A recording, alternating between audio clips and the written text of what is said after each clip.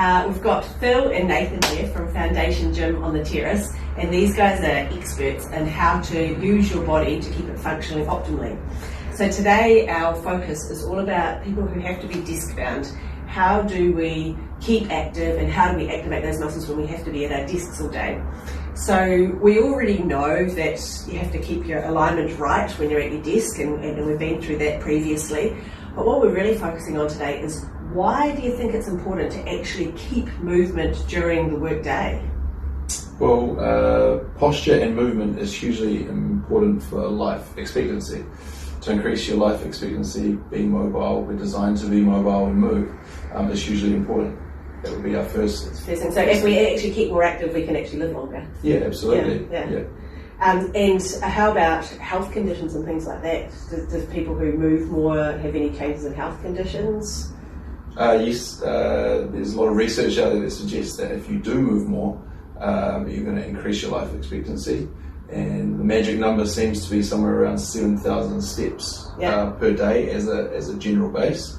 Anything more than that, sort of the benefits start to dip off. So aiming for 7,000 steps is a great start. Yeah, and we start to see when people start moving a lot, often they see things like diabetes and type 2 diabetes and heart disease. All those risk factors go down as well.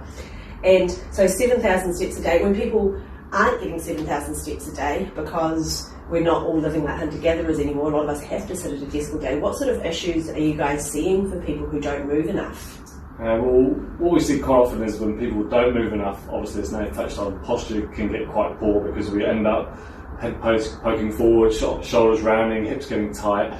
So the postural aspects of it change quite a lot. And then when people come into the gym environment, the actual range of motion in the joints decreases a lot, and the actual movement that we should have decreases massively. Like when you look at little kids squat, they can squat easily, no problem at all. So as we get older, we should all be able to hold that, but we will lose that because we don't practice sitting in those ranges of motion. Yes. So that's massive as well. Yeah, and how about for people who find they hold a lot of tension from stress during the day? What do you notice with those people?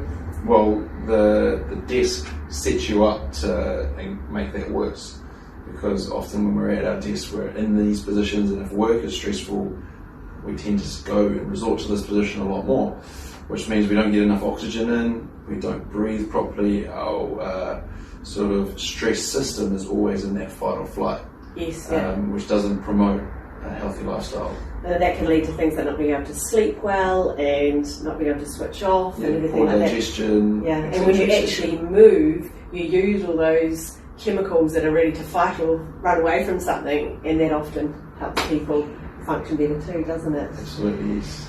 So we know that we need to keep as active as we can during our day, not just have good posture at our desk. We've talked about the common issues that happen if people don't get enough movement, and so what advice would you have for people who do have to be desk bound all day, because not everybody can get away, they have to spend 8 hours or so at a desk?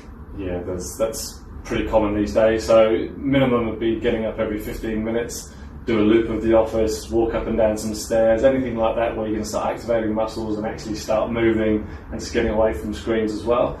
But beyond that, because obviously you do have to be at the desk, taking the stairs instead of lifts, instead of elevators, getting off the bus to stop earlier so you can add a few more steps into your day if you know you're going to be sitting down for long periods, and making sure you take your breaks, so morning tea, lunchtime, don't grab your lunch and sit at your desk, get out the office, go for a walk, eat away from screens so you can get into that sort of relaxed system as well. So all those little things actually add up to keep you as healthy as you can if you do have to be at your desk all day. And I mean, I know people say that you can do desk-based routines, like, you can get here and you can do your tricep dips, but we all kind of laugh at that person who does that in the office. So if you did want to be activating your muscles more at your desk, is there any kind of types of exercises that would be better?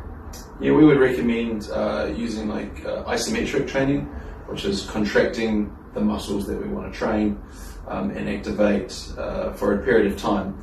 But you can kind of do that without everyone else in the office noticing that you're doing that. So you could be simply just holding a position, maybe when you're sitting down on your chair, sitting holding a position just above your seat for Yes. 3 or 4 seconds, just Yes. to activate those To quad activate muscles. it. Yeah. So when I get up and off my chair, an idea would be that I don't actually use my hands to push it all. I activate my muscles, it stand up, to come up, and then when I'm coming down, isometric would be to hold it for a few seconds before I sit down.